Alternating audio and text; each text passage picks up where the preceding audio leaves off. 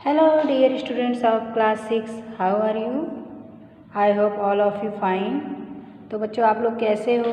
आज हम आपको रिटन असाइनमेंट के पार्ट 2 जो हमने ग्रामर से रिलेटेड दिए हुए थे बच्चों, देखिए यहाँ पे, ठीक है। व्याकरण से तो आज हम व्याकरण का पहला लेसन पढ़ेंगे बच्चों। ये देखिए हमारी व्याकरण की बुक है जिसमें हम पहला लेसन खोल लेते हैं बच्चों। पहले लेसन में देखिए बच्चों, यहाँ पे पहले फर्स्ट ही डायग्राम दिया गया है और ऊपर दिया गया है, यहाँ देखिए भाषा क्या है, भाषा क्या है और इसी से रिलेटेड हमें यहाँ पे पढ़नी है। तो भाषा तथा उसके रूप को जानने के लिए नीचे दिए गए चित्र को हमें पहले समझना होगा बच्चों। यहाँ देखिए श्रोतागण उसे सुनकर समझ रहे हैं, ठीक है। नेताजी भाषण दे रहे हैं और श्रोतागण यहाँ पर दो चार जो सुनने वाले खड़े हैं। जो सुनता है उसको हम श्रोतागण कहते हैं बच्चों, और जो भाषण देता है उसको हम भाषण देने वाले कहते हैं। तो नेताजी भाषण दे रहे हैं तो श्रोतागण उसको खड़े होकर सुन रहे हैं। तो यहाँ पर भाषण देना मीन्स बोलने का और सुनने का कार्य हुआ है। दूसरे डायग्राम में देखते हैं बच्चों, यहाँ पे देखिए दूसरे डायग्राम में माता फ़ोन पर कुछ कह रही है, बेटी उसकी बात सुन रही है। ये देखिए ये माता है, ये उसकी पुत्री है। तो यहाँ मम्मी और बेटी में कुछ बातचीत हो रही है बच्चों। तो यहाँ पर भी बोलकर और सुनकर समझा जा रहा है बातों को। तीसरा देखिए, बेटे ने पिता को पत्र लिखा, और यहाँ पर इसमें देखिए पिता ने पत्र पढ़कर बेटे की बात समझी। पिता ने पत्र पढ़कर बेटे की बात समझी। तो बेटे ने पिता को पत्र लिखा और पिता ने पत्र पढ़कर, तो यहाँ पर लिखकर बेटा पत्र भेजता है और पिता जो है पढ़कर उसे समझता है। तो लिखने और पढ़ने की बात यहाँ पर कही गई है। अब आ जाते हैं बच्चों, देखिए यहाँ पे उपरोक्त तथ्यों के आधार पर हम कह सकते हैं कि अपनी बात को बोलकर प्रकट करने, सुनकर दूसरों की बात समझने, लिखकर अपने मन के भाव को व्यक्त करने तथा लिखी गई बात को पढ़कर समझने का माध्यम भाषा है। तो भाषा किसे कहते हैं? भाषा वह माध्यम है बच्चों जिसके द्वारा हम पढ़कर, लिखकर या बोलकर, सुनकर अपनी बातों या मन के भावों को प्रकट कर सकते हैं, सुन सकते हैं, समझ सकते हैं, उसे हम भाषा कहते हैं। अब इसी को देखिए बच्चों, जो हमने बताया अभी वो यहाँ पे संक्षेप में दिया गया है। भाषा वह माध्यम है जिसके द्वारा हम बोलकर या लिखकर अपनी बात प्रकट कर सकते हैं तथा सुनकर और पढ़कर दूसरे की बात समझ सकते हैं। मनुष्य सभ्यता एवं संस्कृति के प्रारंभिक दौर में अपने मन के भाव अथवा विचार प्रकट करने के लिए विभिन्न प्रकार के संकेतों या इशारों का प्रयोग करता है। पहले जो था बच्चों, न तो स्लेट बुद्धि थी, न तो कापी कलम होते थे, ना तो जो है लोगों के पास माइक होते थे कि कोई दूर खड़ा है तो उसको चिल्ला के करें। सब कुछ इशारे से ही काम होता था। आज भी कई जगहों पर संकेतों का प्रयोग होता है। हाँ बच्चों, आज भी होता है। जैसे रेलवे स्टेशन पे हरी झंडी दिखाकर ट्रेन को पास कराया जाता है। ट्रैफिक पुलिस की जगह पर लाल बत्ती, हरी बत्ती और पीली बत्ती का प्रयोग होता है। जहाँ पर डेंजरस होते हैं वहाँ पर नो एंट्री का बोर्ड लगाया जाता है। इस प्रकार से संकेत का प्रयोग किया जाता है, कहीं पर लिखित तो कहीं पर हाथ के इशारे से। आज भी कुछ संकेत के द्वारा ही कार्य किए जाते हैं। अब देखिए बच्चों, यहाँ पे जो मैंने बताया वही उदाहरण देगा। यहाँ पे मैं पहले ही बता देती हूँ। यातायात पुलिसकर्मी सड़क पर वाहनों को नियंत्रित करने के लिए संकेतों का प्रयोग करता है, क्योंकि गाड़ी की चिल्लपों इतनी तेज़ होती है बच्चों कि अगर पुलिस चिल्लाए भी तो भी पब्लिक ना सुने, इसलिए वहाँ पर इशारा ही करना बहुत ज़रूरी होता है। गार्ड हरी झंडी दिखाकर ट्रेन चालक को चलने का संकेत करता है। जब स्टेशन पर गाड़ी पहुँचती है और उसे वहाँ नहीं रुकना होता है तो हरी झंडी दिखाने से ट्रेन का जो ड्राइवर होता है वो समझ जाता है कि इस स्टेशन पे गाड़ी नहीं रुकनी है और वो अपने आप अपनी रफ्तार में चलता रहता है। अगर गाड़ी रोकनी है, जैसे जो गाड़ी स्टेशन पे रुकती है, तो उसके पहले ही हरी बत्ती और हरी झंडी का प्रयोग किया जाता है। तो इस प्रकार से बच्चों, अगर संकेत के द्वारा हम ये सब चीज़ें, कुछ चीज़ें ऐसी होती हैं जिसमें ध्वनियाँ ज़्यादा होती हैं जो हाथ के इशारे से ही रोकने का कार्य किया जाता है, तो उसे हम संकेत कहते हैं। लेकिन बच्चों याद रखना कि इसको भाषा में, व्याकरण में संकेत भाषा को कोई दर्जा नहीं दिया गया है। परंतु व्याकरण में संकेतों को भाषा का दर्जा नहीं दिया जाता क्योंकि इनमें भावों की स्पष्ट अभिव्यक्ति नहीं होती।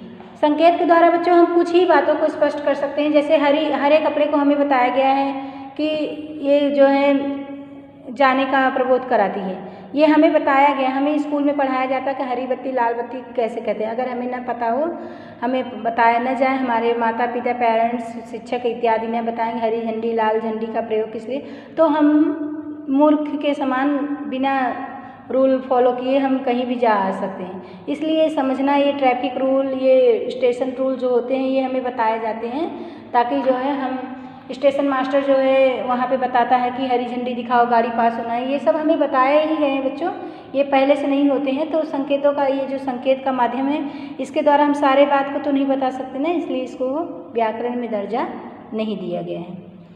अब आ जाते हैं बच्चों भाषा के रूप। भाषा के दो रूप हैं, या इसके प्रश्न भी बनते हैं भाषा के कितने रूप हैं या भाषा कितने प्रकार की, तो दो प्रकार की, मौखिक और लिखित भाषा। मौखिक भाषा, मौखिक भाषा में देखिए, जब हम मुख से बोलकर और कानों से सुनकर विचारों का आदान प्रदान करते हैं बच्चों, तो उसे हम भाषा का मौखिक रूप कहते हैं, या आप ऐसे भी कह सकते हैं जो भाषा मुख से बोलकर कानों से सुनकर विचारों का आदान प्रदान करवाती है, उस भाषा को हम मौखिक भाषा कहते हैं। इस भाषा को सीखने के लिए कोई प्रयत्न नहीं करना पड़ता, स्वाभाविक रूप से ही सीखी जा सकती है। वार्तालाप, दूरदर्शन, दूरभाष, वायरलेस आदि इस भाषा के अंतर्गत आते हैं। तो इसमें बच्चों ये स्वाभाविक बचपन से ही हमें मौखिक भाषा का अभ्यास होता है, ठीक है, इसको कोई सिखाने की ज़रूरत नहीं है, जो हमारे अंडर होता है उसको हम अपने आप सीखते चले जाते हैं। लिखित भाषा, सेकंड पॉइंट बच्चों, लिखित भाषा। जब हम किसी व्यक्ति के समक्ष अपने विचारों को लिखकर प्रकट करते हैं तो उस भाषा को हम लिखित भाषा कहते हैं। लिखित भाषा अस्थायी होती है बच्चों। यहाँ पे देखिए मौखिक भाषा में ये नहीं दिया गया कि अस्थायी होती है, मैं बता दे रही हूँ, यहाँ पे दिया नहीं गया। लेकिन मौखिक भाषा कोई पूछे मौखिक भाषा और लिखित भाषा में अंतर क्या है, तो मौखिक भाषा कानों से सुनकर और मुख से बोलकर की जाती है विचारों का आदान प्रदान, और लिखित भाषा में अपने विचारों को लिखकर प्रकट करना पड़ता है और सामने वाला व्यक्ति पढ़कर समझता है। और दूसरा अंतर है कि लिखित भाषा स्थायी होती है और मौखिक भाषा अस्थायी होती है। इसके द्वारा ज्ञान के भंडार को सुरक्षित रखा जा सकता है। लिखित भाषा का सबसे बड़ा उदाहरण बच्चों आपके सामने ये पुस्तक है, ये लिखित भाषा का ही उदाहरण है जो लिख के संचय किया गया है, आज हमारे पुस्तकों में पब्लिश होकर छपती है और हम उसको पढ़ते हैं। ये सबसे बड़ा लिखित भाषा का उदाहरण है। दूसरा देखिए समाचार पत्र, पत्रिकाएं, ईमेल, पुस्तक आदि इसी भाषा के अंतर्गत आते हैं।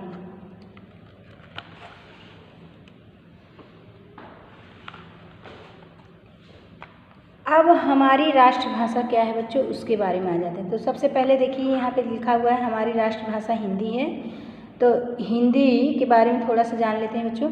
14 सितंबर 1949 को भारतीय संविधान द्वारा हिंदी को राष्ट्रभाषा के रूप में स्वीकार किया गया। संविधान के अनुच्छेद 343 के अनुसार संघ की राज्य भाषा हिंदी और लिपि देवनागरी है।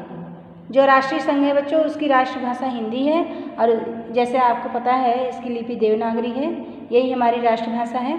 इसके अलावा 22 भाषा बच्चों यहाँ पे दिए गए हैं, देखिए 22 भाषाओं के नाम भारत के संविधान द्वारा जिसको मान्यता प्रदान की गई है, 22 भाषाओं के यहाँ देखिए नाम दिए गए हैं। पहला हिंदी, दूसरा पंजाबी, तीसरा उर्दू, चौथा डोगरी, पांचवा कोंकणी, छठा मराठी, गुजराती, उड़िया, असमिया, कश्मीरी, मलयालम, कन्नड़, तेलुगु, तमिल, बोडो, सांथाली, नेपाली, मैथिली, सिंधी, संस्कृत, मणिपुरी। ये सब बच्चों 22 भाषाएं हैं जिनको हमारे राज्य मतलब सरकार के द्वारा मान्यता प्रदान की गई है।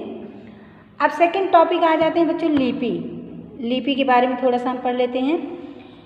लिपि ऐसे चिन्हों को कहते हैं जिनके द्वारा मौखिक ध्वनियों को लिखकर प्रकट किया जाता है। अन्य शब्दों में भाषा के लिखने का ढंग लिपि कहलाता है। अगर अन्य शब्दों में हम कहें तो भाषा के लिखने के ढंग को ही हम लिपि कहते हैं। प्रत्येक भाषा की अपनी अलग लिपि होती है, जैसे कि यहाँ पे देखिए कुछ एग्जाम्पल दिए गए हैं। पहला एग्जाम्पल देखिए बच्चों यहाँ पे हिंदी का देवनागरी, पंजाबी का गुरुमुखी, बांग्ला का बांग्ला, उर्दू का फारसी, तेलुगु का तेलुगु, संस्कृत का देवनागरी, अंग्रेजी का रोमन, रूसी का रूसी, चीनी का चीनी। मतलब जो चीनी भाषा है उसकी लिपि भी चीनी ही है। अब थर्ड टॉपिक आ जाते हैं बच्चों हम व्याकरण।